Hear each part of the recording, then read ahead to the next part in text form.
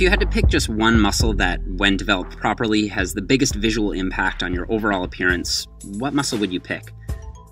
Your back, quads, glutes?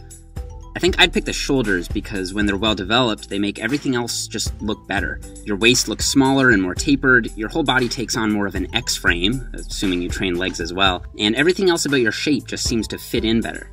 So if your goal is to maximize the development of the shoulders, it's important to first consider their anatomy. The deltoid muscle is composed of 3 sets of distinct fibers. The anterior, or front deltoid, originates on the clavicle, or collarbone, and inserts on the humerus bone of the upper arm. The lateral, or side deltoid, originates on the top of the scapula, or shoulder blade, also inserting on the humerus, and the posterior, or rear deltoid, inserts a little further back on the scapula, still inserting on the humerus. Because the main shoulder joint is a ball and socket joint, it has a very high degree of freedom, meaning the muscles that act on it can perform a bunch of different functions. But for this video, we're going to focus on the primary joint actions. The anterior delt's primary function is shoulder flexion, or raising your arm up like in a front raise. The lateral delt performs primarily abduction, or lifting your arm out to the side like in a lateral raise. And the rear delt performs primarily horizontal shoulder abduction, or moving your arms apart horizontally like in a bent over reverse fly.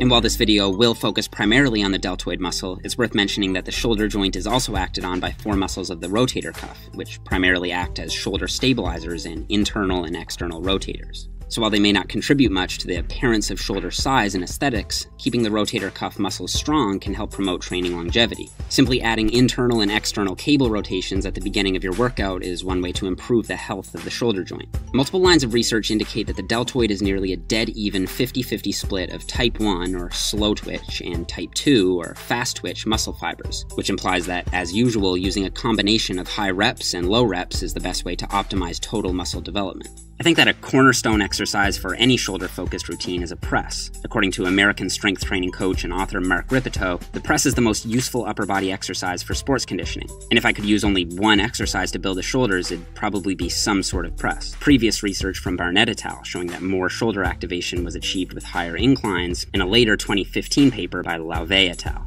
Based on this data as a whole, it appears that inclines between 28 to 90 degrees all activate the front deltoid to a large degree, but it can't be said that one angle is significantly better than the others. However, on my analysis, the trend seems to suggest that, all else equal, more incline equals more delt involvement. So what about dumbbells versus barbells? A 2013 study compared deltoid EMG activity with 4 variations of the shoulder press: standing barbell press, standing dumbbell press, seated barbell press, and seated dumbbell press, using 80% of a predetermined 1-rep max for 5 reps on each exercise.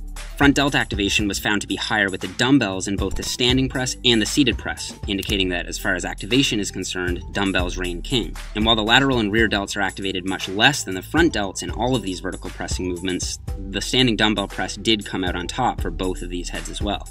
It seems that the front delts can be trained optimally through the use of pressing alone, such as by including at least 1 horizontal press and 1 vertical press in your training routine. And front raises don't seem to be of much utility here, since not only are they often redundant, they also just aren't as good at activating the front delts as dumbbell shoulder presses, at least according to Sweeney 2014, which showed front raises to elicit only 57% activation relative to maximum voluntary contraction versus the 74% seen with dumbbell shoulder presses. Scientific fitness author Michael Gundel cited bodybuilders on average as having 5 times the front delt development of normal untrained folks, but only 3 times the side delts, and only 10 to 15% more rear delt size. This indicates that there's the most room for improvement with side and rear delt components. Compared to the front delts, the side delts are activated much less in pressing movements. One 2013 paper showed the side delts to exhibit only about 20% muscle activity in the Smith machine shoulder press, compared to about 70% for the front delts. A later 2014 paper found the same basic result. The shoulder press was better at activating the front delts than the side delt. However, using dumbbells instead of the Smith machines seemed to get the side delts more involved, an effect that can probably be attributed to a stabilizing role of the side delts missing with use of the Smith machine. So while using a free weight press can lead to more side delt activation relative to a Smith machine press, it still isn't able to isolate them from the front delt and really develop that X-frame appearance. For this, I think exercises that train shoulder abduction directly are needed. That 2013 study by Button et al. Found the top 3 heavy hitters for lateral delts to be the dumbbell lateral raise, cable lateral raise, and reverse pec deck. Biomechanically speaking, internal rotation of the shoulder should lead to more lateral delt involvement on lateral raises because of fiber orientation and line of pull, a contention supported by Boheck, Behrens, and Buskey's EMG data. However, many experts suggest that internally rotating or pointing the pinkies up increases shoulder impingement and injury risk. So if you want to play it safe or have a history of shoulder problems, the slight increase in activation from this pinkies up cue may not be worth the potential risk it presents. But as a single example, I've been using this cue for 11 years now and haven't run into any issues personally. Stopping the raise at or just below shoulder height and keeping the scapula retracted seems to be protective in my experience. One potential benefit of using cables over dumbbells is the more constant resistance curve. Dumbbells reach peak torque at the top end of the range of motion, and virtually no tension is on the delt at the bottom of the range. Using cables ensures tension throughout the entire range of motion, and since some research shows that leaning away into the direction of the raise takes emphasis away from the supraspinatus and places it onto the side delt, my favorite variation currently is the lean away between the legs cable lateral raise. Another effective exercise for side delt stimulation is the upright row. A 2013 study by McAllister et al. Compared 3 different grip widths and found that a wide grip led to greater side delt EMG activity than a close or shoulder width grip. And for what it's worth, the wider grip also led to more rear delt and trap activation as well. However, since improper technique on an upright row has been linked to shoulder impingement, the authors of this study recommend keeping elbow elevation below shoulder height to minimize injury risk. I personally find that using a rope allows for more freedom at the shoulder joint and a more comfortable end position. I also cue myself to pull the rope apart as I row, which, in my experience, turns on the side delts more than simply rowing straight up. And finally, that brings us to the oft-neglected rear delts, a muscle important not only for a balanced-looking posterior, but also for postural and shoulder health generally. Button et al. Found that the rear delts were nearly silent in shoulder presses, and other data suggests they barely contract in the bench press, push-up, and other pressing movements, and according to EMG expert Brett Contreras, quote, isolation exercises for the rear delts kick the shit out of compound movements. Back to Button et al. The reverse pec deck, incline lat pull down, and seated row were the big 3 for the rear delts, but it's worth noting that 3 studies from Frank, Button, and Schoenfeld all independently showed the reverse pec deck to elicit about 90% EMG activity for the rear delts.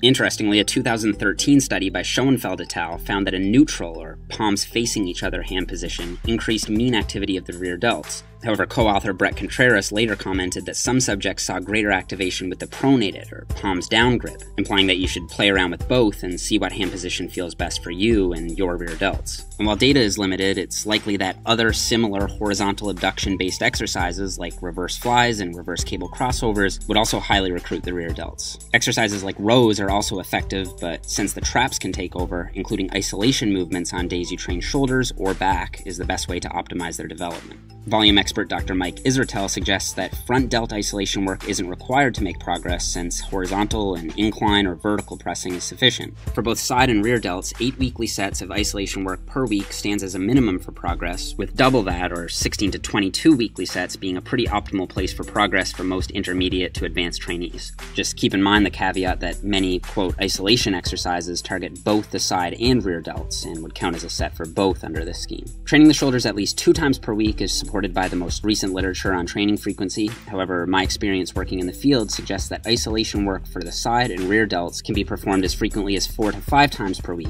especially if they're lagging behind other body parts without recovery issues. Recommendations for training volume and frequency for both men and women will depend on your level of advancement and are made in my shoulder hypertrophy programs.